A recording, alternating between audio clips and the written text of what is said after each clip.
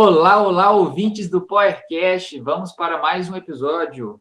E você que está aí ligado no YouTube já viu a novidade, né? Você que está no Spotify só escutando a gente, corre lá no YouTube para ver o vídeo. Vocês vão ficar curiosos. É um acessório bem bonito que o PowerCast confeccionou aí.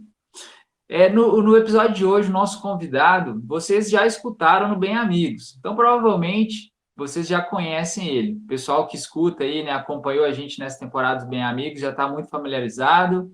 Ele traz as estatísticas das voltas, né, nas provas de XCO, muito bem colocadas. Então, provavelmente você já sacou quem é, né? Ele foi um dos nossos primeiros convidados, mas por alguns compromissos a gente teve que adiar, mas ele não conseguiu fugir, né? A gente conseguiu resgatar.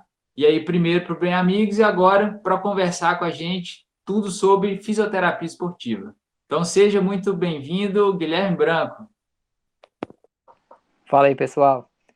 Um prazer estar aqui com vocês, agora nesse formato diferente, né? Já fiz muitas resenhas aí com a turma sobre coisas boas. Hoje a gente vai falar um pouco mais sobre algumas especificidades aí. Acho que o papo vai ser bem legal. Ô Gui, para iniciar a nossa conversa, cara, vamos situar os nossos ouvintes um pouquinho quem é você, né? E aí, só assim, resumidamente, hoje você é um mestre em fisioterapia esportiva, um atual doutorando, né? Entrou aí, retornou ao mundo dos estudos, atua como bike fitter, atua como fisioterapeuta, professor universitário. Mas antes disso, quem que é o Gui, né? Como é que o ciclismo aí entrou na sua vida e vem perdurando até hoje? É exatamente isso aí, né? A gente tem vários papéis, multimodal, né? São vários afazeres aí. E como você mesmo falou, de volta aos estudos, na verdade, a gente nunca se afasta deles, né? A gente que tem esse perfil acadêmico e acaba ficando sempre com ele no entorno, né? Mas agora de maneira um pouco mais, vamos falar assim, protagonizando, né, o estudo. Mas na realidade a minha ligação com o ciclismo, ela vem de longa data. Está presente na minha vida há muito tempo, talvez desde o final assim, da década de 1980, quando eu fui presenteado por uma BMX pela minha família. E eu me recordo que desde então eu não consigo ter lembranças que não tenham bike junto, né? Outro dia eu estava até vendo algumas fotografias de família com a minha mãe, né? Aquelas coisas, você vai para casa de mãe, tem um tanto de coisa, né? De foto e tal. E sempre tem uma bicicletinha, sempre tem. Então, desde aí do final da década de 80, eu nunca mais me afastei. E aí, ah, lá para a década de 1990, acabei migrando para mountain bike, né, que é a paixão, né, e desde então o mountain bike faz uma parte, tem uma parcela importante assim de participação na minha vida, né. Eu me inspirei na década de 90 em Márcio Ravelli, Jaqueline Mourão, que até já teve aqui, né, e a partir daí, o mountain bike ganhou um espaço mais importante ainda como praticante, né? Eu pratico desde essa época, né, da década de 1990, e depois como profissional, porque eu me graduei em fisioterapia pela FMG, e na parte final do curso eu já consegui visualizar alguma coisa da atuação que seria nessa área de ortopedia, esporte, traumatologia, né?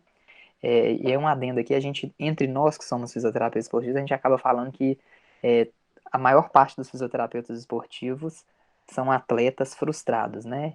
Comigo não é diferente, eu me coloco aqui, né, nessa posição, mas aí, um pouco mais para o final da faculdade, eu fui direcionando mais os meus estudos, em minha formação complementar, né, para fisioterapia esportiva, e aí por estar no meio do ciclismo, especialmente do mountain bike, eu sempre era solicitado, né, por uma dica, um atendimento, né? Ô Guilherme, você que é fisioterapeuta, sabe aquela história, né? Nos pedais ou mesmo nas resenhas depois, né? E aí então eu comecei a aprofundar um pouco mais os estudos em ciclismo, né? Inclusive buscando um pouco mais de atuação prática, né? O que a gente tinha de direcionamento para atuação prática com ciclismo. E nessa busca de formação eu acabei me deparando com muitas coisas no exterior. A gente tinha pouca coisa no Brasil específico, né, na época. direcionado para fisioterapia esportiva em ciclismo, né?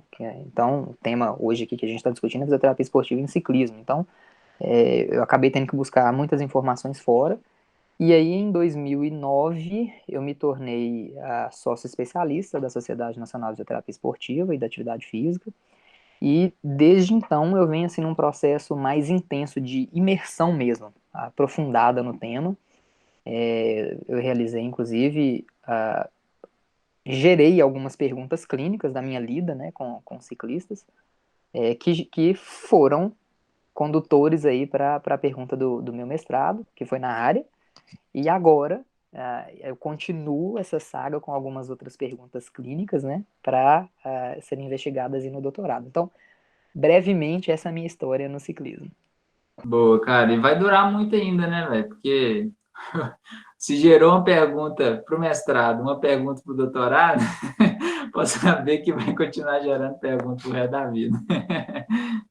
Ô Gui, mas indo para o nosso papo de fato, cara, sobre fisioterapia esportiva, quando a gente pensa, né, e aí talvez a maioria das pessoas podem ter essa reflexão assim, vem muito palavras relacionadas à massagem, liberação miofascial, né, que são palavras que estão muito na moda, prevenção de lesão, mas de fato, o que seria a fisioterapia esportiva? Como que ela estaria atuando, né, ali dentro do esporte? Porque se você quiser até trazer um pouquinho da abordagem, né, que há uma fisioterapia clínica e também uma parte esportiva. Então fala para a gente assim, de fato, o que é essa fisioterapia esportiva e o que ela poderia estar diferenciando dessas outras áreas da fisioterapia.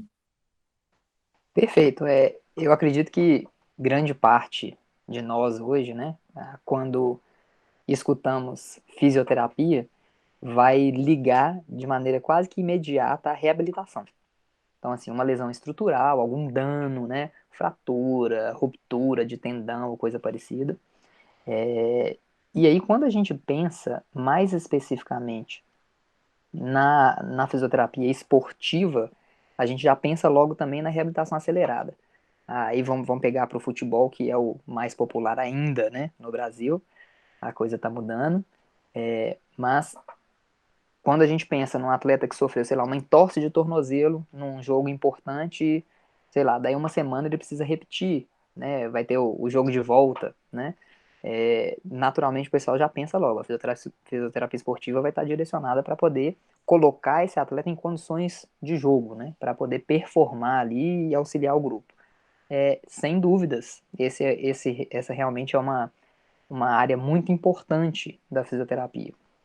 Só que ao longo desses últimos anos, vamos falar assim, talvez esses 15, 10 últimos anos aí, o foco da fisioterapia esportiva tem sido sobre a prevenção de lesões. Então é aquela história. A gente não quer que o atleta se lesione para que ele seja afastado e depois a gente tenha que voltá-lo. Né? A ideia é essa. Nem sempre isso acontece dessa maneira. Existe até uma discussão muito grande a respeito do que é prevenção de lesão e tudo mais. A gente pode, por exemplo, minimizar a gravidade de uma lesão. E ao invés de ele ficar uma semana afastado, ele fica 2 dias. Né? Então tem essas nuances aí a respeito da física esportiva. Então, eu acredito que a gente possa fazer essa diferenciação, né, do foco da fisioterapia esportiva. Não que não exista essa questão da reabilitação acelerada, ela existe, mas o foco maior é na prevenção de lesão. E aí, você me pediu para falar dar uma diferenciada em relação à fisioterapia clínica. Basicamente nessa área, então, de ortopedia, esportes, né, que são áreas afins, a gente teria, por exemplo, uma pessoa que está com uma dor no ombro ao fazer um movimento de levar a mão acima da linha do ombro da cabeça para pegar um objeto acima, pentear um cabelo, né? A fisioterapia clínica tem mais esse enfoque, né, de tentar recuperar esse tipo de função, né, que está comprometida. A grosso modo, se a gente fosse diferenciar, é mais ou menos relacionado a isso. Ô Gui, é uma coisa que eu não entendo muito, que eu queria que você trouxesse pra gente. Todo atleta, ele precisa de um fisioterapeuta esportivo? É necessário que o fisioterapeuta esteja sempre acompanhando ele, o desenvolvimento, assim, pré-competição, pós-competição. Como é que acontece isso? Ou é só quando tem alguma lesão, alguma coisa mesmo? Então, se a gente pensar, assim, e eu posso falar que eu sou um ouvinte aqui, né, do PowerCast, então eu acompanho os excelentes profissionais que estão aqui, os atletas também, né, que trazem relatos muito, muito importantes, convido o pessoal a assistir tudo, o conteúdo é bem legal. Então a gente já teve várias sugestões, né, de outros colegas aqui quanto à importância do trabalho em equipe, uma equipe multidisciplinar, né, quando a gente tem um olhar mais atento para o atleta. E quando a gente fala em atleta, a gente está falando de atleta de alto rendimento. É qualquer indivíduo que realmente quer uma atividade estruturada, né, realizar uma atividade estruturada.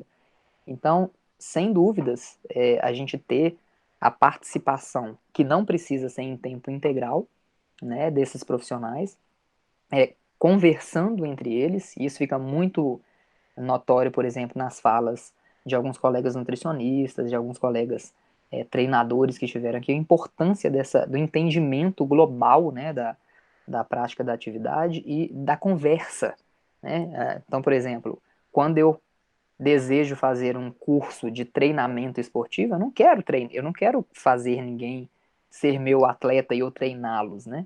Mas eu preciso entender para eu poder conversar com o treinador. Então, na hora que a gente identificar alguma coisa diferente, falou, cara, ó, será que não tem alguma nuance aí nessa questão do treinamento que a gente precisa estar atento, entende? Para a gente poder trocar uma ideia mesmo. Assim como quando algum colega da educação física ou da nutrição busca informação sobre a fisiologia, não é que ele quer tratar, mas ele pode entender de algumas coisas para a gente trocar ideia. Então, o papel do fisioterapeuta dentro aí do esporte, né, então do fisioterapeuta esportivo, como a gente estava falando a respeito dessa questão do, da prevenção de lesões, pensa bem, ele pode ser um avaliador, no sentido de tentar identificar alguns fatores de risco, trocar uma ideia com o treinador, fazer um programa intervencionista, né, que não necessariamente depende do fisioterapeuta, mas pode ser realizado de maneira autônoma pelo atleta, às vezes direcionado, colocando dentro da periodização que foi programada ali, né, para o treinamento, em momentos mais oportunos, acompanhar isso pré-temporada, pico de temporada, né, enfim, então tem todas essas questões que a gente precisa se preocupar com ela. E claro, quando acontece uma lesão, é importantíssimo o fisioterapeuta estar próximo. E é curioso, porque eu, dentro do mountain bike, eu já tive a oportunidade, a grata oportunidade, né, de ter acompanhado atletas de ponta, e eu já tive algumas situações do atleta estar numa Copa do Mundo, né, foi pela Confederação Brasileira de Ciclismo, e me manda uma mensagem no WhatsApp, fala, olha, Guilherme, sofri uma queda aqui, me ajuda pelo amor de Deus. Não tem fisioterapeuta aqui. O cabelo fica em pé nessa hora, né? Fala assim, peraí, você tá pela Confederação Brasileira e não tem um fisioterapeuta aí para poder pelo menos te ver? Não, não tem. Ah, senhor. Então, assim, vocês entendem? A gente está num processo de construção, né, do ciclismo, eu tenho plena consciência disso, e é muito importante a gente salientar que somos uma peça desse quebra-cabeça, né? Nós fisioterapeutas esportivos, assim como o treinador assim como, né, vários outros, nutricionista, enfim, tem muita coisa aí bacana que a gente pode fazer em conjunto. Gui, eu acho que o que ficou muito claro em toda a sua fala foi que sempre apareceu a questão da lesão. Então, ou reabilitação, aceleração da reabilitação, né? Tornar mais curto esse momento de voltar ao jogo, à prática, ou se não, de alguma forma prevenir. Mas como que a gente consegue definir uma lesão? Porque é muito comum um ciclista ter dor lombar, eu acredito que seja o mais comum de todos. Acho que não tem nenhum ciclista que treine por um tempo e fale que não teve um período na vida que sempre tinha dor lombar. Às vezes alguma dorzinha no joelho, no quadril. Então, existe um limiar a partir de um ponto que essa dor passa a ser uma lesão, que ela merece atenção. Como é que vocês olham para isso? Bacana, esse é um ponto muito importante, que é a definição de lesão esportiva, né? Então vamos falar de lesão esportiva aqui. Existem várias discussões com propostas de definição mais contemporâneas do que esse termo lesão significa, né? Mas tem um que eu acho bastante abrangente, né? Ele tem uma aceitação bem legal, e eu particularmente gosto muito dele, que é o que eu uso, por exemplo, nas pesquisas, enfim, que diz o seguinte, ó, a lesão esportiva, ela se relaciona com uma queixa física, de ordem física, sem desmerecer aqui, pelo amor de Deus, né? Ou desconsiderar as queixas de outras ordens, como, por exemplo, queixas emocionais, enfim. Mas a lesão esportiva, ela se relaciona com uma queixa física, de ordem física, que gera algum tipo de impacto negativo, né? Na realização da atividade esportiva, seja ela de treinamento ou de competição. Então, o limiar entre a lesão ou simplesmente um desconforto seria esse impacto na performance. Porque a gente sabe, né, que toda a atividade física ela gera uma demanda maior sobre algumas estruturas corporais, dependendo do padrão de movimento que é realizado, né, na atividade. No ciclismo, por exemplo, a gente tem, como você já citou, uma prevalência maior, né, de queixas. Dentre os ciclistas de rendimento, são três as principais: lombar, joelho e cervical, pescoço, né? Então, lombar é essa parte mais baixa, né, falando aqui para o público em geral, essa parte mais baixa das costas, próximo das nádegas, o joelho, na parte da frente especificamente, e a cervical, que é o pescoço. Já para os ciclistas em geral, a gente tem uma. A gente amplia um pouco mais esse leque. Aí continuam os três, né? Lombar, joelho, cervical, quadril, que é essa região aqui, né? Do alto da coxa, onde ela encaixa aqui na bacia, né? Como o pessoal fala. O períneo, que é essa região ali entre a genital e o ânus, então essa região geralmente tem algum tipo de desconforto nela, e punhos e mãos. Então, assim, a gente sabe que durante a prática de atividade a gente vai sentir algum tipo de sobrecarga em regiões, que é natural. Agora, o que não pode acontecer é isso ser frequente e impactar na sua performance. Às vezes eu recebo os ciclistas, ele fala assim, olha, lá no quilômetro 125, eu começo a ter uma dorzinha na lombar. Eu estava querendo resolver isso. Fala, olha só, se no quilômetro 125 você não sentir nada, pode voltar, que seu corpo ficou lá atrás, é só a sua alma que está andando, sabe? Então, assim, brincadeiras à parte, é só pra gente falar, né? Que dependendo da demanda que a gente tem, certamente o corpo vai sentir. Por exemplo, eu que pedalo, então vai fazer um circuitinho de XCO. Cara, é impossível a mão não formigar, dependendo da intensidade que você estiver andando. Né? Vai formigar, mas é aquela história. Daqui a pouco passou, a lombar vai incomodar um pouquinho, você vai ajustar e vai. Né? Então, assim, tem uma outra maneira clínica que a gente usa para direcionar a identificação desse possível limite aí entre a sobrecarga, que é provocada pelo esporte, e a lesão esportiva. Que, além dessa questão da limitação do desempenho, é a permanência da queixa também por mais de 2 ou 3 horas após a realização da prática. Então, fiz o meu treino, finalizei, 2 a 3 horas depois, se eu ainda estiver sentindo, é porque o nível de irritação da estrutura foi alto. Aí a gente tem que começar a olhar. Liga uma luzinha amarela, assim, pra gente acompanhar.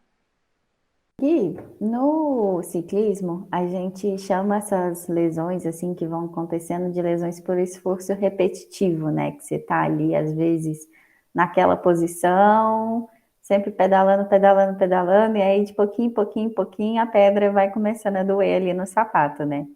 E aí é muito importante o posicionamento da bike, porque às vezes se o meu selim está muito alto, aquilo vai perturbando a cada ciclo de pedalada, né? Essas lesões, elas acontecem mesmo por um erro de ajuste da sua bike?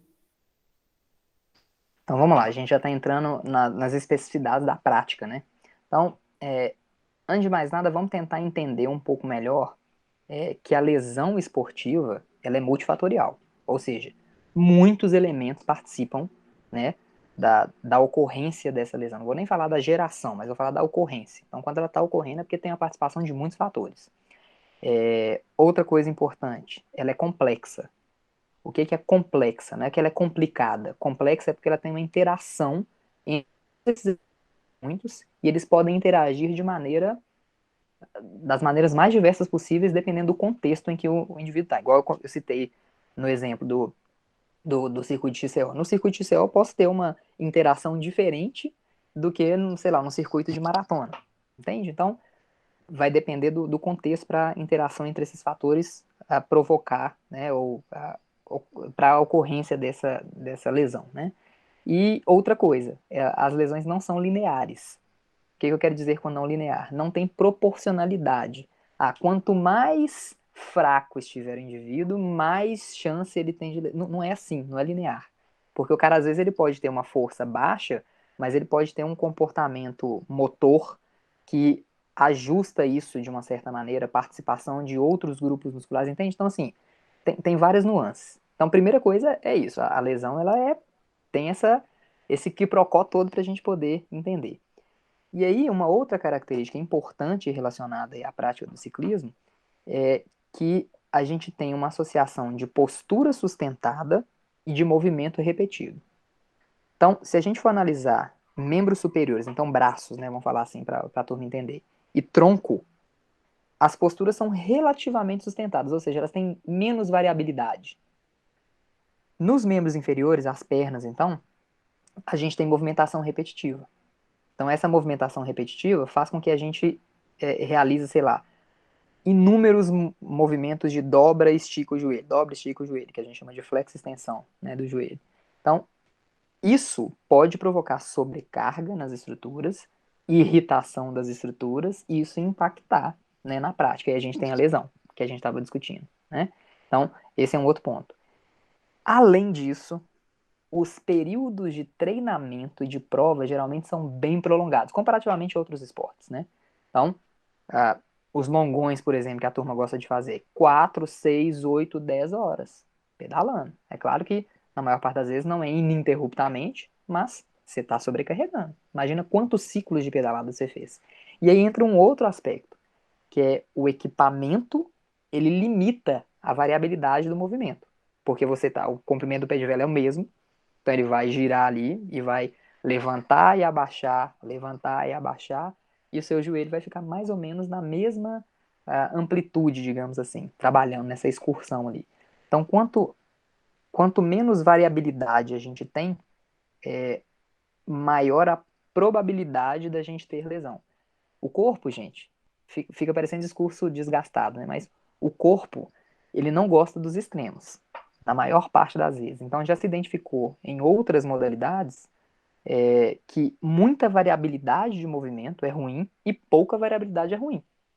Então, a gente precisa ter um meio termo ali em que a gente ajusta. Então, quando a gente pensa no ciclo da pedalada, seria interessante que a gente tivesse um pouquinho de diferença em cada um dos ciclos, que às vezes pode ser um caminho, né, para a gente evitar essa sobrecarga. Ajusta um pouquinho para a direita, um pouquinho para a esquerda, é coisa milimétrica, mas isso seria algo interessante pensando nos outros esportes, né? E aí, se a gente pensar que esse equipamento ele limita essa variabilidade de movimento, o ajuste do posicionamento é muito importante, né? Muito importante. E eu diria, como a gente está falando dessa visão contemporânea aí da fisioterapia esportiva, que é de prevenção de lesão, eu me atreveria a falar que a análise do posicionamento do ciclista sobre a bike é a porta de entrada para a prevenção de lesões, justamente dentro do ciclismo, em virtude de todas essas características que a gente discutiu aí anteriormente.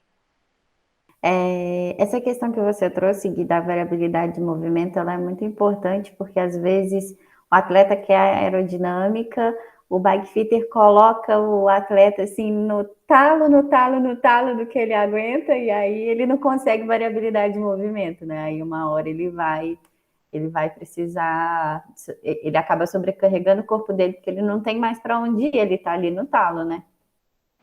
Exatamente. E essa é uma característica que a gente precisa discutir com o atleta, né? Então, olha, a gente vai te colocar no limite e vai depender da quantidade de tempo que você vai executar a tarefa. Então, ciclismo de pista, que não é tão comum aqui no Brasil, né? Eu tive a grata oportunidade de trabalhar como fisioterapeuta nas Olimpíadas do Rio 2016, eu fiquei dentro do velódromo. Então, eu pude acompanhar, né, os atletas durante o pau quebrando ali da competição, né? E você vê que realmente são posições extremas, porque qualquer margem é importante, né? Mas é rapidinho, dependendo da modalidade, muito rápido. Então, se o cara tem capacidade, e aí existe um termo dentro dessas questões aerodinâmicas, que não tem nada a ver com meio ambiente, mas é bem parecido, que é a sustentabilidade. Então, o quanto esse atleta ele é capaz de sustentar a posição sem que isso impacte de maneira importante na sua eficiência fisiológica ou no desempenho, né? Vamos falar assim. Então, realmente essa é uma questão bastante fundamental aí.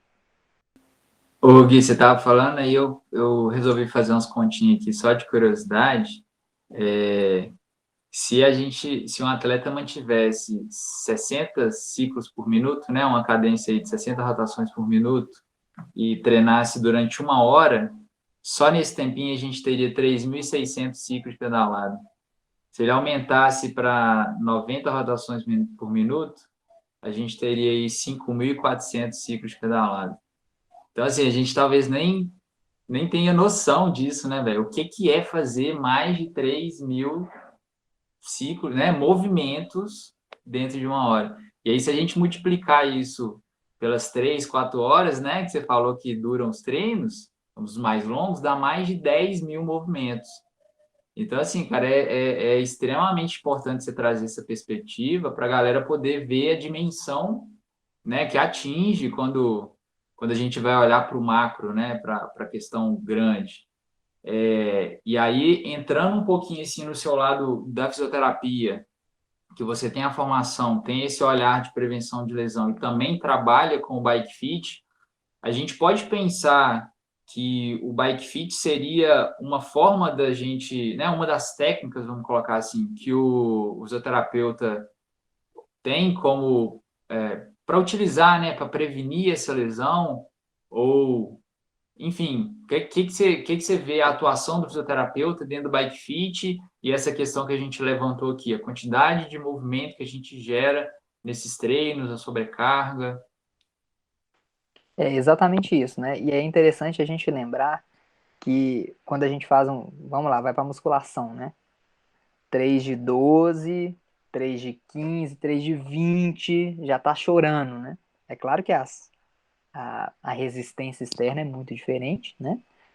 Mas é só para o pessoal ter uma dimensão, né? Tem treinos que, dependendo da intensidade que a gente faz, pô, imagina você fazer 5.000 repetições, o joelho dobrando e esticando, né? É uma coisa a se pensar. Então, é bom a gente levar essas coisas para o quantitativo, que aí a gente tem uma dimensão um pouco mais clara, né, a respeito disso.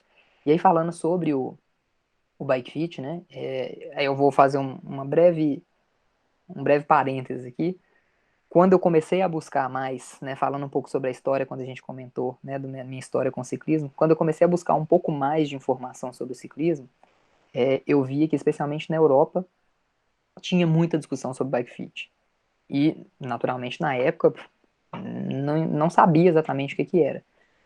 Comecei a aprofundar, a ler um pouco mais, falei, cara, isso aí tem um potencial importante pensando nessas questões da movimentação, da pouca variabilidade do gesto, então eu falei, faz sentido. E aí, naturalmente, fui acompanhando o desenvolvimento disso, né? E hoje é uma ferramenta importantíssima, né?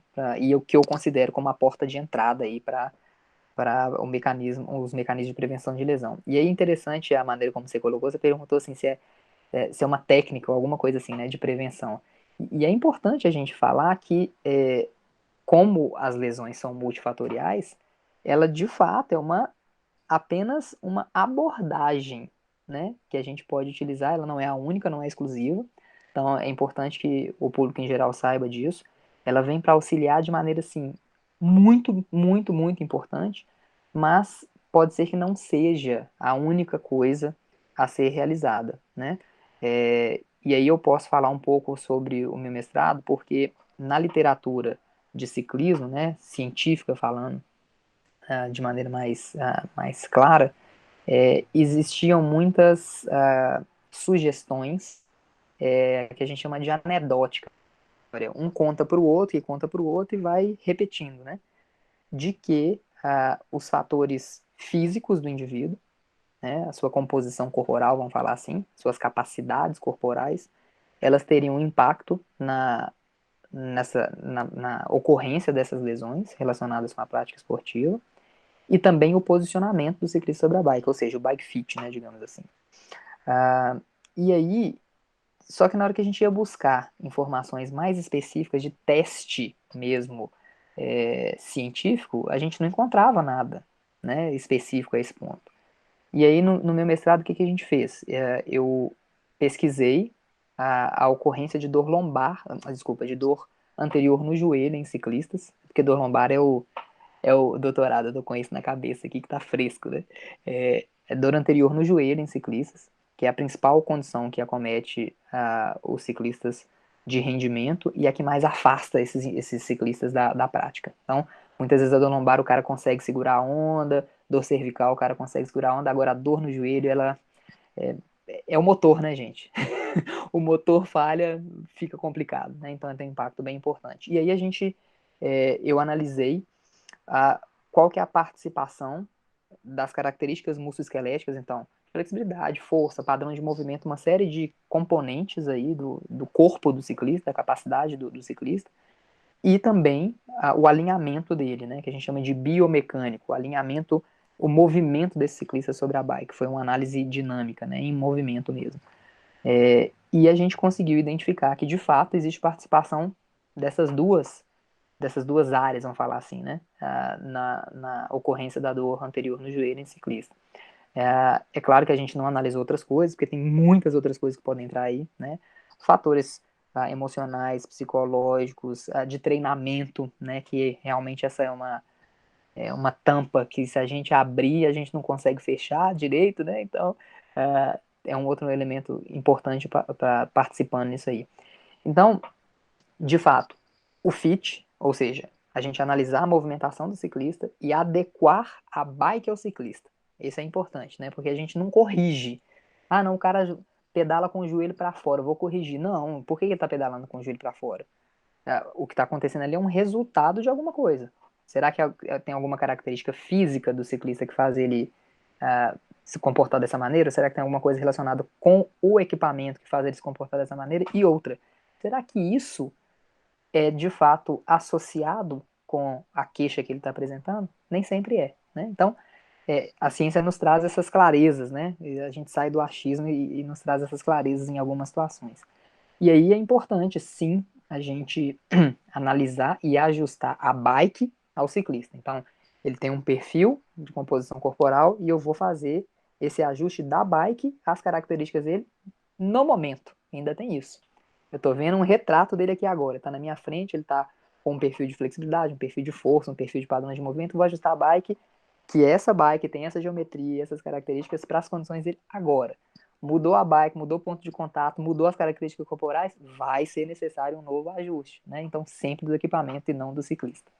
Para mim, ficou claro a importância do bike fit, o quanto ele pode realmente ter um efeito, mas eu vou fazer uma pergunta aqui, um pouco de advogado do diabo, e baseado em coisas que eu já escutei bastante gente falar e se desapontar com o fato de ir fazer um bike fit, que é, o cara vai, paga para o bike fitter fazer a análise dele lá e dá uma mexidinha de 1,5 cm no banco. O que você tem para falar sobre isso, Guilherme? Bacana. E 1,5 cm é coisa pra caramba às vezes, viu, Danilo? Pra caramba. Mas vamos lá. Eu ainda costumo brincar com os meus clientes, né, que se eu recebesse pela quantidade de modificações que eu faço, do ponto de vista quantitativo, eu tava ferrado.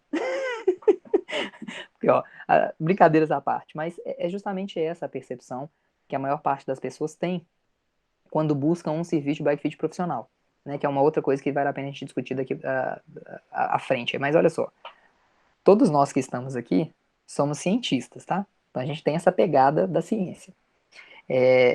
Então a gente sabe o quanto que é importante a prática baseada em evidências.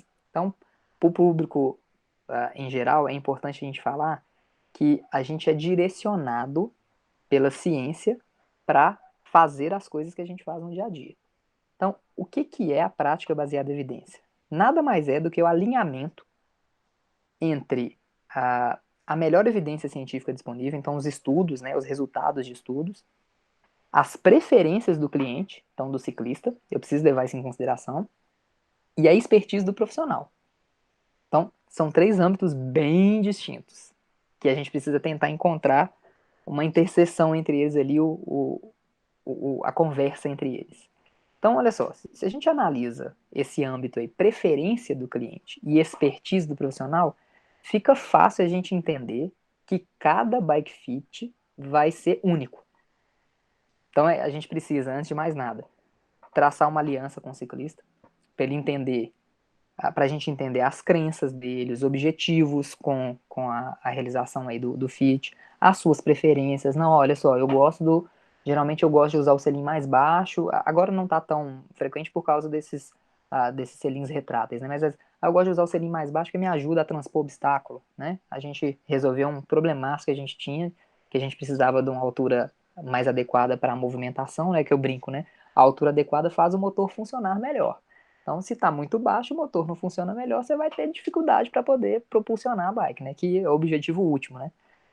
Então, a gente precisa entender essas preferências do ciclista também, lembrar que cada indivíduo é uma unidade, esse é o ponto importante, e que o profissional ele pode ter, desde as suas formações mais básicas até as mais avançadas, complementares, específicas, enfim, como a gente quiser falar, além dos seus resultados, né? Então, por exemplo, a gente vai tendo uma linha.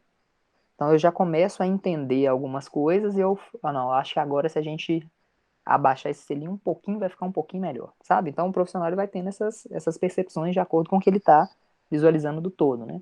E isso gera conhecimento distinto. Então, é muito comum, às vezes, o ciclista me perguntar assim, olha, eu fui no fulano de tal, que é o cara, por exemplo, lá sei lá, da região norte, da região nordeste, e ele me sugeriu esse posicionamento. O que você acha? Eu falo, cara, não tem condição de eu achar nada. Ele te viu num momento específico, você tinha condições específicas, e ele propôs essa intervenção para você, a gente tem que ver como é que vai ser a resposta, né? E a partir disso aí fazendo acompanhamento. Então, assim, para a gente resumir, a gente é guiado por sugestões da literatura, então a gente utiliza diferentes métodos, né? Tem métodos mais genéricos, tem métodos estáticos, em que o ciclista simplesmente para em cima da bike no ponto alto, ponto baixo, pedalada e são feitas algumas medidas.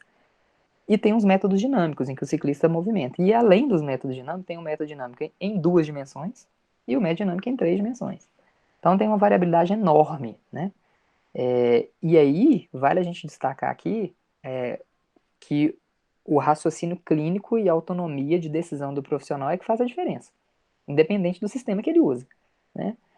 E é isso que deixa o bike fit particular, né, e específico para cada um. Que, como eu falei, nada mais é do que um retrato do momento, né? E aí, cara, quando a gente fala em relação às quantidades de alteração que a gente pode fazer, realmente é muito pequeno. Só que, olha só, tem uma característica muito importante na posição também do ciclista.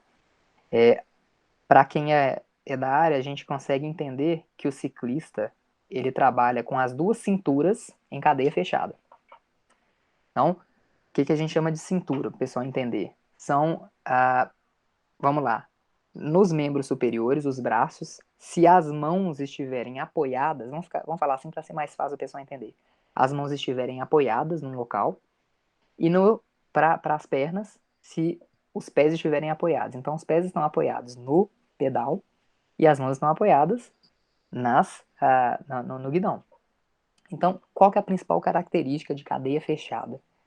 Eu só consigo movimentar um dos elementos, então, aqui no braço, né, a gente tem o punho, cotovelo e o ombro, que fazem parte dessa cadeia de movimento. Eu só consigo, segurando no guidão, movimentar o cotovelo se necessariamente eu movimentar de alguma maneira o punho e o ombro. É o que a gente chama de interdependência dos segmentos, certo? Então, uma pequena modificação em um ponto pode gerar compensações ou movimentos em todos os outros pontos que estão fechados também, entende? Então, às vezes, eu mexer 5 milímetros no selim vai provocar uma alteração em termos de ângulo, que na realidade a gente analisa os ângulos, né, das articulações. Pode gerar uma alteração tão significativa no tronco que pode retirar a pressão da sua mão. Estava projetando muito o seu tronco para frente e você estava com dificuldade de pilotagem, por exemplo. Não, na hora que eu entro em trecho técnico, eu não consigo, fica dura a roda, não consigo movimentar. Lógico, jogando o peso todo para frente, às vezes você dá uma mexidinha no, aí que você, igual você falou, né, não vou nem falar 1,5, vou falar meio centímetro. E a modificação no tronco é tão grande que isso soluciona o problema. Ou seja, a gente dá ao ciclista o que ele precisa e não o que ele acha que é necessário. Porque às vezes o pessoal chega e fala assim, bem, vou fazer bike fit, o cara vai trocar minha mesa, vai trocar meu guidon, vai trocar meu pé de vela, vai trocar meu canote. Não. Hoje em dia, os equipamentos, gente, eles permitem uma variabilidade de ajuste gigantesca, gigantesca. Então, assim, a gente faz esses um pouquinho aqui, um pouquinho ali, na hora que você mostra no todo, por isso que o sistema de análise de movimento é legal, na hora que você mostra no todo, você se assusta. E outro, o ciclista sente na hora, gente. Eu falo isso porque eu também já me submeti várias vezes, né, a fit. A gente sente na hora, fala, cara, não, realmente, ó, a mão ficou levinha, né, ou então, poxa, lombar aqui, ó, ficou livre agora, né. Então tem esses detalhezinhos aí. Queria só trazer um adendo aqui, porque quando você falou sobre prática baseada em evidência, lembrei do Danilo, que ele deve ter sentido o coraçãozinho quentinho ali. Nossos ouvintes já devem ter ouvido o Danilo falando sobre isso em algum episódio, mas queria só fazer essa brincadeira mesmo. Gui, uma coisa você já respondeu, né? Que independente do método, é a decisão do profissional que faz a diferença. E hoje em dia, a Bike Fit é meio terra de ninguém, né? Pode ser lojista, educador físico, açougueiro, fisioterapeuta, todo mundo hoje em dia faz, né? Assim, vê isso como uma oportunidade de mercado. E aí, eu queria que você falasse um pouquinho sobre esse mercado do Bike Fit, mas também trazer para a gente o entendimento, porque eu já vi muita gente com uma saga de bike fit, assim, faz uma, faz duas, faz 3 vezes, não encontra o problema. Isso, às vezes, é da pessoa ser muito sensível a ajustes, ou assim, ser alguma característica que é inerente dela mesmo, ou é a qualidade do profissional que ela está procurando? Ou pode ser as duas coisas, assim, né? Mas traz um pouquinho do que você vê, assim, da realidade que você está inserido todo dia, né? Ô Gui, só complementando um pouquinho a pergunta da Ana, tenta complementar assim também como que você vê que a sua formação em fisioterapia, né, e todo esse estudo que você vem fazendo ao longo dos anos tem te dado tanto suporte para essa prática do fit. Porque a Ana levantou uma questão muito grande aqui, que eu acho que é importante a gente refletir, que é o mercado, né? E que qualquer um pode atuar. Então, acho que é importante os ouvintes terem essa clareza do tanto que é importante a formação do profissional que está à frente do fit, porque entra muito naquilo que você já trouxe, assim, ó, que é a interação, né, do profissional, do método que você vai usar com o ciclista é um dos pontos mais importantes. Se o profissional não tem um olhar crítico para a necessidade do ciclista e para ele ter esse olhar crítico, ele precisa de uma formação profissional, né? Aí o fit fica, de certa forma, defeituoso, né? Então, complementando aí a pergunta da Ana. Perfeito, esse é um tema que a gente pode discutir assim dias, né, a respeito. Mas só para o pessoal entender, nesses últimos 5 anos, e aí vamos pegar esses últimos 2, né, quase 2 de pandemia, realmente a gente verificou um aumento muito expressivo, né, da prática do ciclismo. Eu fico muito feliz com isso, tá, gente? Porque o que a gente sabe, né, assim, de maneira muito clara, é que o exercício físico regular, né, a atividade física regular, ele tem um papel fundamental na saúde global do ser humano, né? Então, hoje, todos os guidelines, os guias, né, que a gente tem científicos, de várias e várias especialidades, uma das propostas de prevenção de várias e várias doenças, inclusive graves, né, como câncer, é a prática de atividade física regular. Então, é muito bacana as pessoas começarem a pensar que a prática de atividade física regular ela pode ser realizada de inúmeras maneiras. E a bike é uma delas. Muito prazerosa, inclusive. E aí, eu fico muito feliz com essa retomada da bicicleta, não como um elemento de lazer apenas ou de brinquedo, né? Porque é aquela história, né? Ah, não. Dia das Crianças está chegando, o que você vai dar para seu filho, sua filha? Ah, não, vou comprar uma bike, né? Vou dar uma bike de presente. Então, tem um pouco dessa questão do brinquedo, né? E eu vejo, por exemplo, pessoas, inclusive da minha própria família, 60 anos, que estão redescobrindo a bike. Fala, cara, como que a gente não usava isso antes, né? Então, alia muita coisa do lazer, do contato com a natureza, por exemplo. Eu moro aqui em Belo Horizonte, né, em Minas Gerais, então o entorno nosso aqui é muito rico, né? Quando eu falo entorno, não é só Belo Horizonte, são as cidades aqui muito próximas, né? A gente tem uma riqueza assim natural muito grande, tem muito lugar para todos os níveis de dificuldade, né? Para a gente ter contato com a natureza, então tem esse aspecto, né? E aí, naturalmente, com o aumento da prática, o bolo cresceu, muitas pessoas veem oportunidades, né? Comerciais, de negócios, e aí todo mundo quer um pedaço do bolo, natural. A gente vive numa sociedade capitalista, é natural que as coisas aconteçam dessa maneira. E aí é importante, com essa popularização do bike fit, por exemplo, é importante a gente discutir um ponto, que a gente precisa diferenciar aí entre uma análise e um ajuste biomecânico, que é realizado por um profissional de saúde. Então a gente tem aí fisioterapeutas, educadores físicos, médicos, né? E os ajustes na bike que são realizados por um técnico. Então, o que está acontecendo na atualidade? Muitas lojas estão oferecendo serviços de bike fit que são realizados pelo mecânico, pelo cara que pedala, normal, mas são ajustes na bike, né? Esse é o grande lance aí, que são duas coisas completamente diferentes. Sem aqui fazer nenhum juízo de valor e sem desmerecer nada em ninguém, pelo amor de Deus, não é isso. Mas são duas abordagens muito distintas, né? E aí, todo resultado, ele depende de um processo. Então, tudo que a gente faz na vida, gente, é um processo. E processo é composto por etapas. E o bike fit não é diferente, né? Então, o que significa bike fit? Vem da língua inglesa. Fit significa adequação. Então, eu estou adequando a bike ao ciclista, né? Então, o bike fit não pode ser um veredito, não é bater o martelo, cumpra-se. Não, não é isso, né? Toda abordagem na área da saúde, ela se baseia na geração de uma hipótese. Eu tenho certeza que grande parte dos ouvintes e de nós aqui, em algum momento da vida, foi em algum profissional de saúde, e nos garranchos lá, que geralmente vem na prescrição, tem assim, num atestado, né, tem um HD.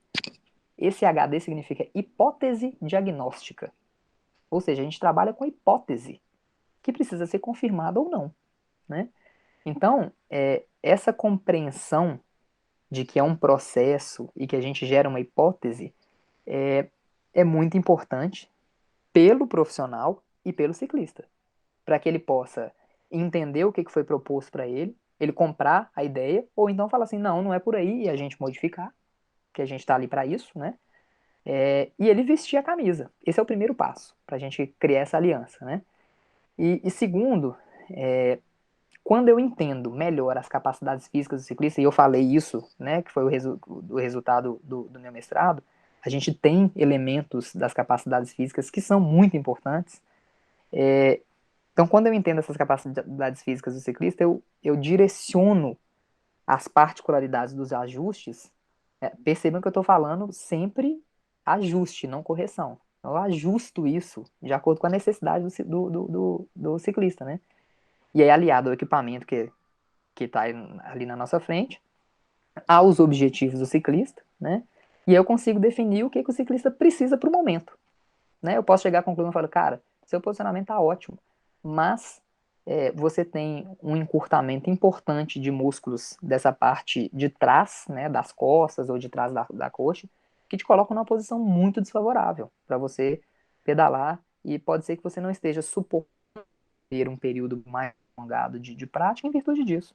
Então, a bike está ajustada para você nesse momento, mas para você começar a render mais, você precisa se transformar, né? Então, esse é o pulo do gato. E aí, naturalmente, para alguém que não tenha formação na área da saúde em especial, isso se transforma num processo muito automatizado, né?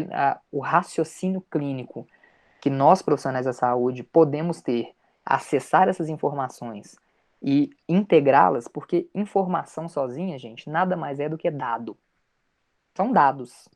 Então eu posso coletar um tanto de dados. Se eu não souber fazer com eles, o que fazer com eles não adianta.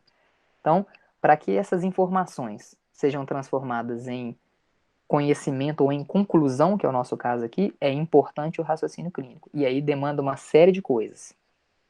A Ana mencionou sobre essa questão de ter essa saga do bike fit. Recentemente eu recebi um ciclista que ele já tinha ido 17 vezes ao mesmo local. E ele seguia com uma dor no isquio. O isquio, gente, é um osso do meio da nádega.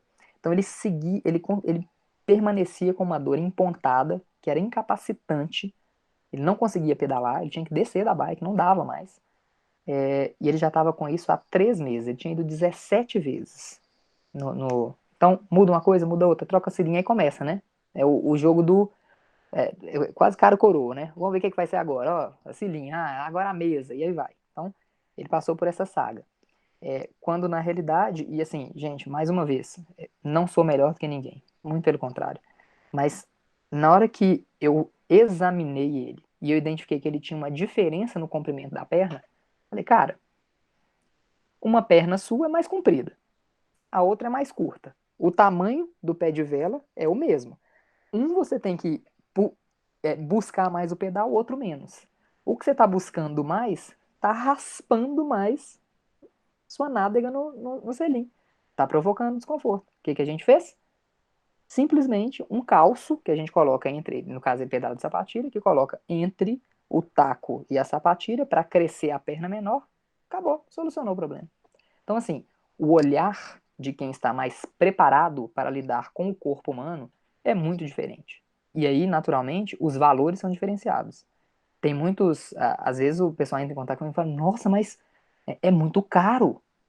Tá, é uma consulta. São 2 horas, pelo menos. Dependendo, eu preciso de um terceiro. É uma análise pormenorizada, é para você. Não é simplesmente algo protocolar, você chega, eu faço, não, vai embora, vê o que vai dar. E outra, é um processo de acompanhamento, né? Então, isso é o mais importante. Nenhum profissional da saúde trabalha com consulta sem retorno. Eu tenho que ver como é que o paciente está. E a mesma coisa, eu tenho que ver como é que um atleta comportou. Porque uma coisa é você está dentro do ambiente laboratorial, tudo controlado, né? Lindo. Vai pro pau, vamos ver o que vai dar. Vão lá vai pra trilha, deixa eu ver, vai pra estrada. Como é que comportou? E a análise das respostas também tem que ser consciente. Porque às vezes, para quem está sentindo desconforto, vamos falar de dor, a gente só entende, assim, presença e ausência da dor. Só que tem um espectro gigantesco aí no meio desse caminho, né? Então, às vezes o cara fala assim, olha, eu estimulo o ciclista a pensar, por exemplo, ele analisar quanto tempo faz o mesmo trajeto. Quando que essa dor aparece? É no final, é no início? Quantifica isso. Você sabe mais ou menos em termos de quilometragem? Como é que é? Beleza. Observa todas essas informações. Vamos fazer a modificação. Vai testar. O que aconteceu? Ah, não, aconteceu antes. Opa, irritou antes, não estamos no caminho certo. Temos que refazer. Ah, não. Ao invés de eu sentir no quilômetro 30, eu comecei a sentir no quilômetro 45. Opa, então dilatamos o tempo? Pode ser que a gente precise de um processo de adaptação, entende? Então, assim, tem várias nuances que para nós que somos da saúde, a gente consegue fazer essa leitura com muito mais tranquilidade, porque faz parte do nosso dia a dia. É a nossa competência como profissional, né? E é isso que faz a diferença, na minha opinião.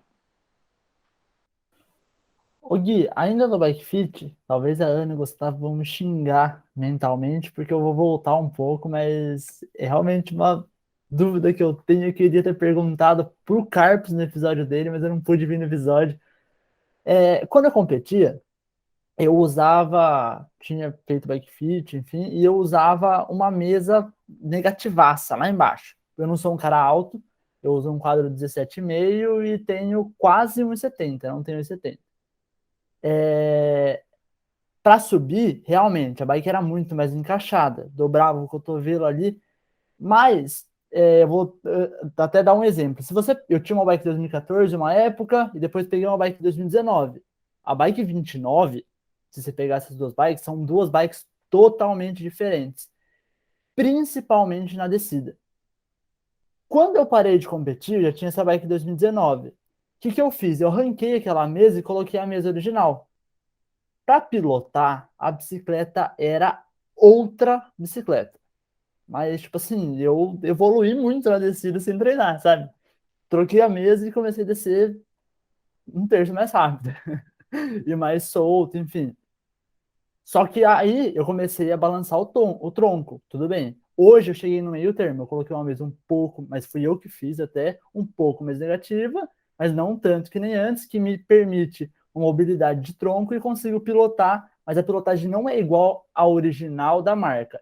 Eu acredito que a marca pense nisso na hora da geometria do quadro, escolher a mesa, e eu queria saber se o fitter ele olha para o posicionamento da descida hoje no esporte moderno, que é técnico e tal, ou se existe uma ausência de informação nesse quesito? Essa pergunta é fundamental, cara, porque às vezes a gente está posicionando o ciclista apenas na reta e está esquecendo, especialmente no mountain bike, que vai ter descida pra caramba, vai ter subida, vai ter trecho técnico, né? Então a pilotagem ela precisa ser levada em consideração. Basicamente, o que a gente tem relacionado à pilotagem? O centro de massa do ciclista, que é o centro de gravidade, vamos falar assim, grosso modo, o centro de gravidade do ciclista, ele tem que ser projetado o mais próximo do centro de gravidade da bike. Isso é que dá estabilidade. Então você consegue ter mais técnica de pilotagem quando isso está acontecendo. Se o seu centro de gravidade, o centro de gravidade do ciclista está sendo projetado um pouquinho mais para frente ou mais para trás, a gente já começa a ter dificuldade. Então, esse é um ponto para a gente analisar. Existem alguns elementos que a gente pode analisar durante um fit dinâmico que mostrem isso, sabe? Ó, a tendência do seu centro de gravidade está um pouquinho mais para frente, mais para trás, e a gente trabalha com margens. Então, por exemplo, não, vai ficar zerado. Seu centro de gravidade com o centro de gravidade da bike, aquela coisa. Não, não é por aí. Precisa ter margem, porque na hora que eu for para a subida, na hora que eu for para a descida, eu consigo fazer esses ajustes e ainda ter um bom posicionamento.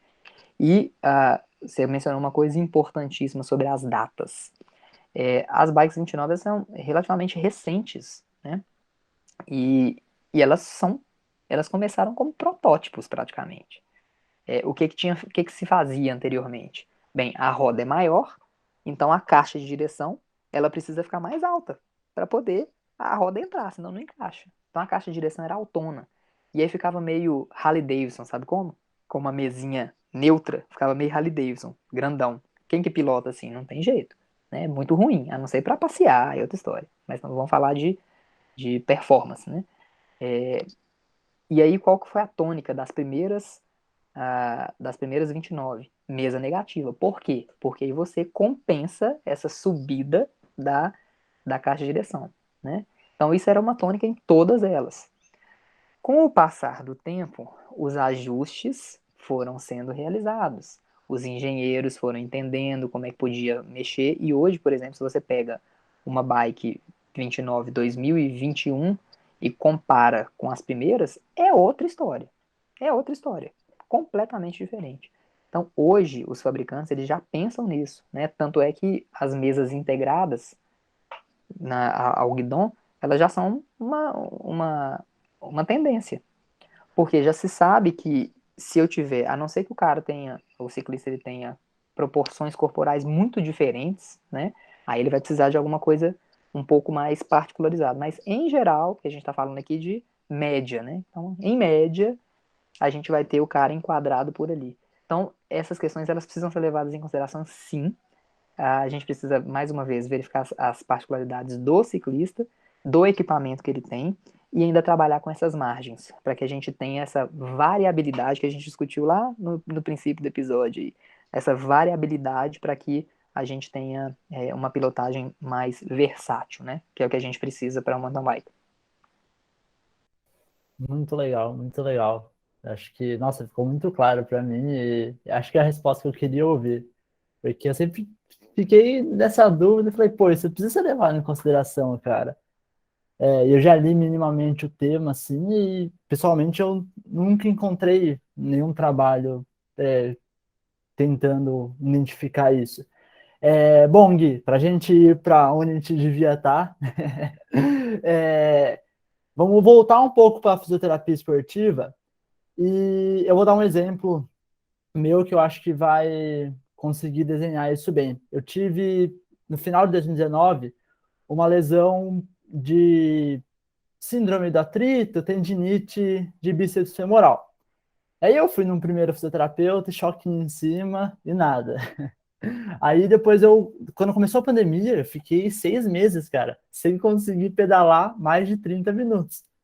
Eu queria morrer, eu só ia pra trilha, porque daí eu subia pedalando devagarzinho e descia, eu ia pro downhill da cidade, que daí eu conseguia.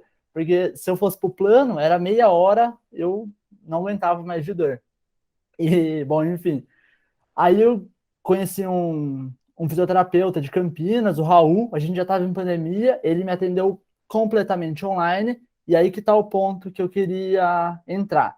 Ele olhou meus exames, eu fiz ressonância, várias coisas, porque fiz um monte de choquinho, não adiantou nada, o cara falou, peraí, vamos fazer outro exame.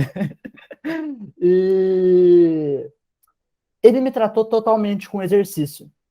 E eu vejo muito profissional de educação física, às vezes se incomoda com isso. Eu, como profissional, não me incomodei nem um pouco, porque para mim é muito claro que vocês têm um conhecimento de movimento, pelo menos de grade. Pode ter educador físico que tenha um conhecimento grande assim também, mas eu não tenho. Eu entendo de ganho de capacidade física, fisiológica e de treino. Mas o cara me tratou totalmente com o movimento e foi como com o exercício. Ele me passou um treino, eu tirei meu treino da academia e fiz o treino dele. E foi praticamente tirar com a mão. Então eu queria que você falasse um pouco sobre essa coisa do fisioterapeuta estar entrando nesse treino complementar como uma redução de lesão ou como reabilitação. E se você sente essa coisa, tipo assim, dos educadores físicos, às vezes, pô, o que a fisioterapia está fazendo aqui na academia? Como que você enxerga isso? Esse é um tema de debate polêmico, inclusive, viu, Danilo? Muito polêmico. Ó, só para vocês entenderem, nós, fisioterapeutas e educadores físicos, somos profissionais do movimento. A grosso modo, se a gente pudesse sistematizar, a gente pode. Tem uma autora na fisioterapia que ela chama Shirley Sarman, é uma americana. E ela é uma das principais condutoras da fisioterapia contemporânea, né? Porque a fisioterapia passou por vários momentos. A nossa profissão, ela tem uma pegada muito no pós-guerra. Então, assim, eram grandes traumas, aí depois alterações neurológicas, então recuperação, sabe? Então, assim, é muito nessa parte de reabilitação mais grosseira. E depois, com essas pequenas queixas dolorosas do dia a dia, da atividade física, é, o, a abordagem inicial era nesses recursos, nessas modalidades terapêuticas, então, os choquinhos da vida, os ultrassons, né, essas coisas que a maioria conhece, quente, frio, esse tipo de coisa, que a gente chama de modalidades terapêuticas. Depois a gente passou por um período só de terapia manual, então, muita quiropraxia, estala, liberação miofascial instrumental, manual, aquela coisa toda. E esses elementos, eles compõem um leque de possibilidades que tem dentro dele o exercício terapêutico. Então, nós fisioterapeutas, nós trabalhamos com o exercício terapêutico. O meu objetivo, por exemplo, quando eu prescrevo exercícios terapêuticos para o paciente, não é que ele amplie além das suas capacidades usuais de dia a dia, como vocês da educação física fazem com uma maestria. A gente nem tem conhecimento para isso. Competência, conhecimento e atuação legal permitida para isso. Cada macaco no seu galho. Então, quando eu prescrevo exercício para o meu paciente, eu estou tentando, talvez, reequilibrar esse sistema de movimento que está alterado. Então, existem várias maneiras da gente atuar nesse sistema de movimento. Pode ser por terapia manual? Pode. Pode ser me utilizando de modalidades terapêuticas que vão me ajudar ao paciente fazer exercício. Isso é que é importante, cara. Porque houve uma distorção tão grande da prática da fisioterapia ao longo desses anos, muito mediada pelos planos de saúde, os convênios, né? Que comercializaram de maneira muito leonina, né, o mercado. E então, quando eu faço, qual que é a ideia, a proposta filosófica e científica? Eu me utilizo de recursos dessas modalidades terapêuticas, de terapia manual ou outras abordagens, para conseguir controlar a irritação, a dor, a instabilidade, o que seja, para que o paciente seja capaz de executar um movimento. E através do movimento, com o exercício terapêutico, é que ele vai conseguir a recuperação plena, ou o mais próximo do que for possível para ele, entende? Então, assim, a gente tem muita notícia de colega que é hostilizado, por exemplo, por professores, porque está na musculação, como é que chama? No ginásio, né, da musculação ali, acompanhando um paciente. Pô, a vovozinha, eu consigo simplesmente usar o peso corporal dela como resistência para poder oferecer algum tipo de adaptação ao músculo. Mas, pensa bem, para um ciclista, cara, que tem a coxa mais grossa do que a minha circunferência, eu sou fininho, né? Minha circunferência aqui da cintura. Então, como que eu não uso algum tipo de sobrecarga compatível? Então, tem que ir pro ginásio, né? Tem que ir pra musculação mesmo. É mecanoterapia, não tem outra alternativa. E assim, só que o objetivo é completamente diferente. Aí, às vezes, especialmente para nós que somos da esportiva, quando nós somos vistos nesses ambientes, porque a gente precisa de ambientes que sejam compatíveis com as capacidades do nosso cliente, o pessoal acha que a gente está tentando ampliar as capacidades físicas. Não, eu estou tentando reequilibrar. É só para ajustar. E eu tenho educadores físicos, cara, com os quais eu trabalho, sei lá, há mais de 15, 20 anos. Que a gente faz uma parceria muito legal. Então, muitas vezes eu estabilizo o paciente e falo assim: agora você vai continuar fazendo as atividades, agora você vai ampliar suas capacidades. Agora é com eles, não tem nada, vai para lá. Entende? Então, assim, eu acho que muito dessa sua percepção é uma percepção da maior parte das pessoas, e aí eu tenho que falar que os convênios, eles fizeram essa mudança de imagem, né, que é ruim para nós, entre nós profissionais, e também para o público, né, que tem uma ideia diferente.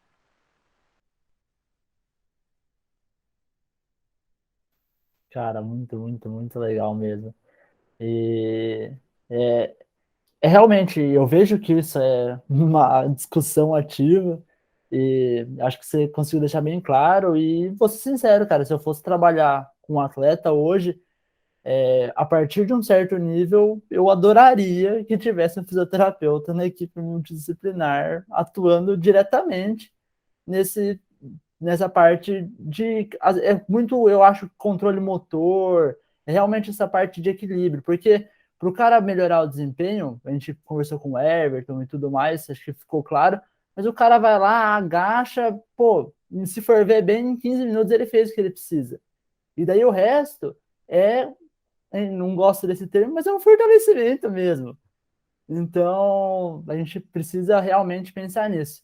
Gui, para a gente encaminhar para o final aí, fazendo as perguntas que estão mais na moda, mais polêmicas, muitas modalidades fazem. É comum você ver os atletas alongando antes e fazendo, hoje em dia, a famosa mobilidade, né? E tá todo mundo na boca do povo aí, mas o ciclismo não é comum. A gente hoje vê grandes atletas aí, acho que o Avancini faz com a fisioterapeuta dele lá e ele sempre posta, então tá ficando um pouco mais na boca do povo. E vale a pena? Isso realmente funciona? É opcional? Fazer alguma prática de mobilidade antes ou em período longo? Realmente, para a gente fechar com essa pergunta e eu dar a voz para o Gustavão.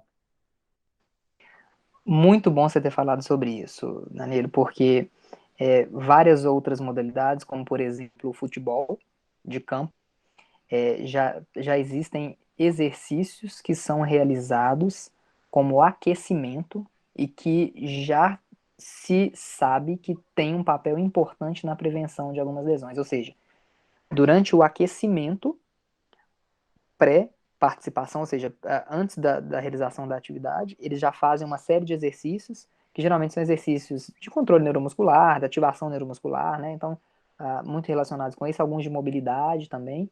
Então, a ideia é tentar encontrar o que a gente chama de vacina, né? Igual é bom o período que a gente está, que fica mais claro, né? O que é vacina? Você dá isso para todo mundo. Para alguns vai ter um efeito totalmente protetor, para outros moderado, para outros nem tanto. Então, é resposta biológica, né?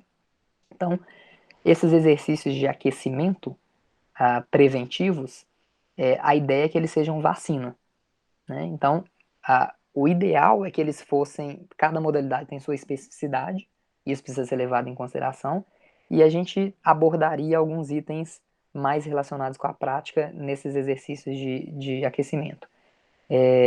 O grupo da Scott, por exemplo, Nino e Companhia Limitada, eles têm uma físio que faz isso com eles. O Avancini, a própria irmã dele também eu já vi algumas coisas ela fazendo com ele.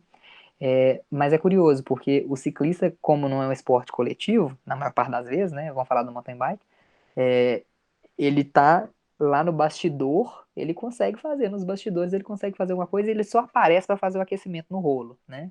Então, muitas vezes as pessoas acham que isso não é feito, mas tem sido feito, né? Eu tenho acompanhado algumas coisas, mas ainda não existem estudos que tenham testado de maneira específica o papel real protetor ou preventivo desses exercícios. É uma coisa que eu pretendo fazer num futuro breve, tá? Bem breve, inclusive. Mas vamos falar um pouco sobre essa questão de liberação miofascial, rolinho, né, mobilidade, esse tipo de coisa. E alongamento. Uma coisa muito importante, e aí vocês entendem perfeitamente isso. Treino é diferente de implementação de uma coisa pontual. Então, uma coisa é aquele camarada que sai para poder correr no final de semana, dá aquela alongadinha antes ali, pum, e vai. Esse tipo de intervenção, ela não é capaz de provocar nenhum tipo de prevenção. Então, não quer dizer que o cara que faça um treino de flexibilidade, em que ele trabalhe num processo, eu estava falando mais cedo, né, do processo, tudo na vida é processo, em etapas, o ganho da flexibilidade. Então, um cara mais flexível, ele pode, perceba a palavra, pode, que não é direto, né? Ele pode ser, pode ter menos lesões, especialmente dependendo da demanda da atividade, que se ele precisa de mais mobilidade ou não, mais flexibilidade ou não. Então, se ele implementa um treino de flexibilidade ao longo do tempo para ganhar essa flexibilidade, beleza, ótimo. Outra coisa é ele só dar aquele miguezinho ali antes da atividade e vai. Isso aí realmente não previne. Então, por exemplo, ainda tem um outro ponto. Já se sabe que a prática de alongamento estático, que é aquele que a gente permanece na posição e dá aquela esticada, né? Ela tem uma tendência a reduzir a capacidade muscular no que diz respeito à produção de potência. Então, esportes que tenham eminentemente potência envolvida na realização da atividade, não é recomendada a realização de alongamento estático. Então, existem outras maneiras de fazer. Um alongamento dinâmico, no futebol é muito claro, o pessoal vai conseguir ver e entender. São aqueles, dá uns passinhos para o lado, passinho para o outro, estica e volta a perna, sabe? Esse tipo de coisa. Então, esses alongamentos dinâmicos, eles são mais recomendados porque eles não têm essa capacidade de reduzir a capacidade de produção de potência pela musculatura. E a mobilidade é a mesma coisa. Se você faz um treino de mobilidade, você só dá aquela estimulada antes da atividade, beleza, você está preparado para isso. Então, assim, como sempre se discute aqui quando tem a participação de algum especialista, tudo é processo treino. Não tem jeito. Não dá para a gente encontrar receitas mágicas, mirabolantes, que a gente toma a pílula e de repente o mundo se transforma. Não é assim, né? Então, isso também não é diferente para esses treinos de mobilidade e essas outras coisas que a gente discutiu. Bom, com essa acho que não precisa nem fechar, né? O Gui já fechou. Zoando. Mas é isso aí, galera. Acho que o Gui aqui trouxe uma nova perspectiva, né, para todo mundo olhar aí para o fisioterapeuta esportivo. Eu acho que a gente conseguiu resumir bem como é que rola essa atuação, a importância, né, desse profissional no processo do atleta e até mesmo para ciclistas amadores, né, atletas amadores, assim, a gente vê o quanto que é importante, talvez até mais, né, porque não tem equipe multidisciplinar toda envolvida, que a gente comentou lá no início. Então, assim, eu acho que às vezes também as pessoas têm um certo receio, né, em procurar alguns profissionais, mas eu acho que você desmistificou bastante coisa aqui. Então, foi top demais, Gui. E aí, para a gente fechar de fato, cara, vamos abrir o espaço aqui para você fazer seus merchans. Danilão já está marcando aí o Bike Fit com você. Então, fala aí para a galera onde que eles podem te encontrar, aqui em BH, né? Não sei se faz Bike Fit ou atendimento de clínico aí em outros lugares. Fica à vontade para divulgar sua rede social, seu trabalho. Bem, com mais facilidade vocês vão me encontrar no Instagram, que é Guiribra, né?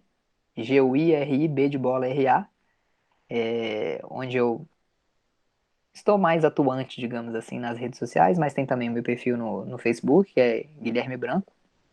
Vocês me encontram lá também. E eu atuo eu tenho uma clínica junto com outros 2 sócios, que a gente fundou ela em 2004, então já tem uma caminhada importante aí.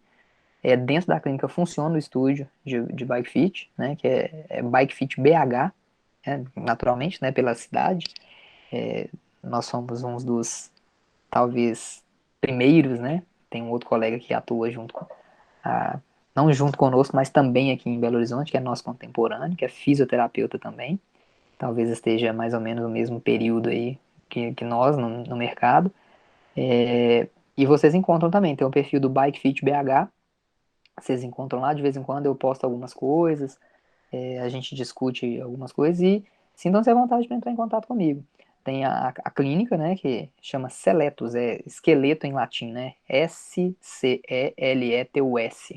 Então, dá para vocês encontrarem também nas redes, mas basicamente, quem tiver alguma dúvida, quiser me chamar lá no Instagram, eu sempre respondo, não tem nenhum robô respondendo não, tá, gente? Sou eu mesmo, então, às vezes por isso que demora um pouquinho. Ou então no perfil do Bike Fit BH vai ser um prazer. E é isso. Obrigado novamente pela oportunidade de estar aqui falando sobre um tema muito, muito, muito do meu apreço, que é a fisioterapia, que é a fisioterapia esportiva e que é a fisioterapia esportiva em ciclismo. Então, assim, excelente. Espero que tenha sido proveitoso para os ouvintes, né? Para a gente desmistificar e abordar alguns temas importantes, né? E a gente trazendo esse conhecimento aí para todos. Valeu, um abraço a todos aí. Boa, Gui, a gente que agradece imensamente aqui pela conversa e a gente convida o pessoal a compartilhar o episódio, escutar várias vezes. E é isso. A gente quer finalizar aí pedindo para todo mundo, lembrando, né, todo mundo seguir os nossos canais. Tem episódio aí toda semana. E até a próxima e vem de roda. O podcast mais serelepe do ciclismo brasileiro.